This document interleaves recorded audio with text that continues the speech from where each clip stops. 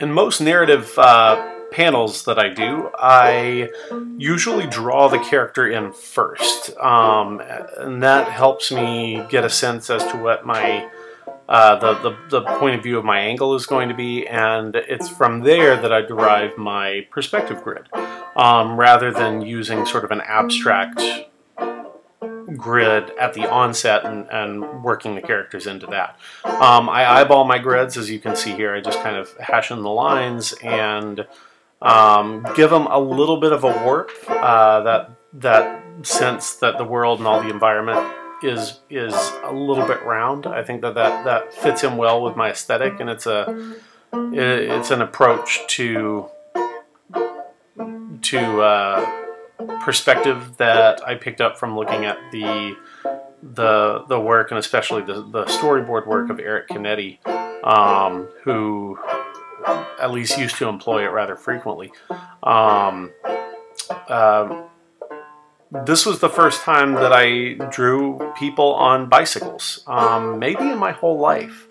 And I really enjoyed it. It was a lot of fun doing these drawings. You get to convey a lot from an acting standpoint with the characters. You can give a good sense as to what their personalities are like by the way that they're choosing to ride. I use the ground plane to help establish the spatial relationship of one character to another, and I just try compositionally to give them all a little bit of room, but still kind of group them together there.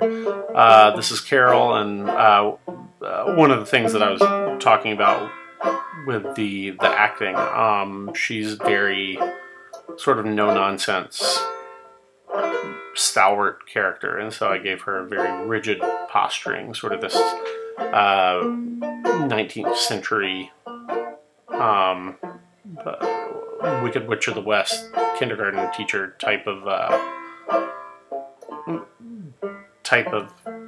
body language with her riding. She's got the old-timey 10-speed handlebars there. And I started to draw the character Rosario behind her, and when I was drawing her, I put her a little bit too close to Carol's hair, so that's a problem. I don't often redraw I don't often scale and move characters in my drawing, because I feel like once I do that, when I'm drawing digitally, it sometimes doesn't match up with the rest of things. But I'll do it occasionally if I've just started something. Rosario needs to look really sad here, so I'm adjusting her shoulders to convey that body language a little bit better. Give them less angle and more direct slope down from the spine.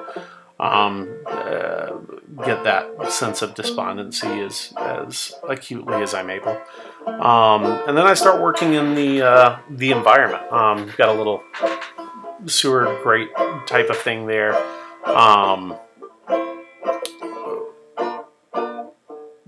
Dealing with sidewalks, putting in a little bit of grass.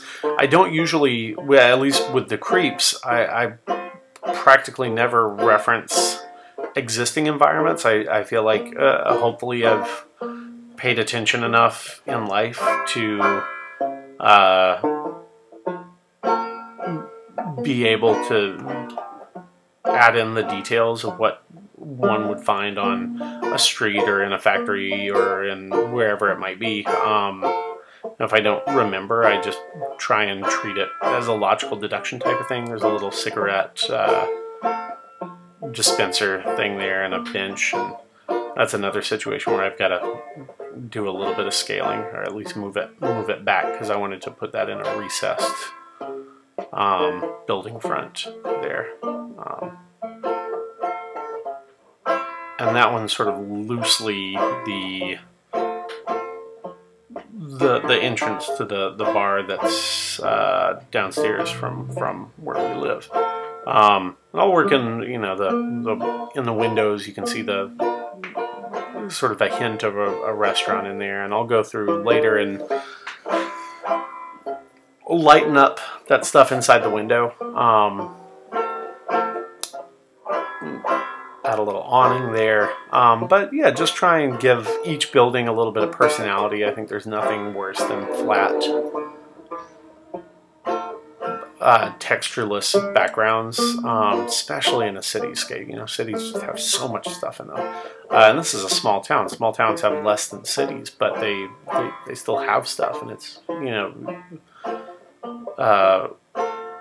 an obligation of me as a storyteller, if I want to create an immersive experience, to give that sense of realness to the environment there. So I'll put mailboxes on the side of buildings and whatever it might be, and parallel parking spaces that luckily no cars are parked in. That also gives a more clear sense that the creeps aren't actually riding in the middle of the road. And then I'll mark off where windows and glass are supposed to be so that I can lighten up the line weight inside, and it makes inking easier down the road by remembering what I'm supposed to be drawing. Last thing I do is usually put the panel border up so that I know where the panel ends. So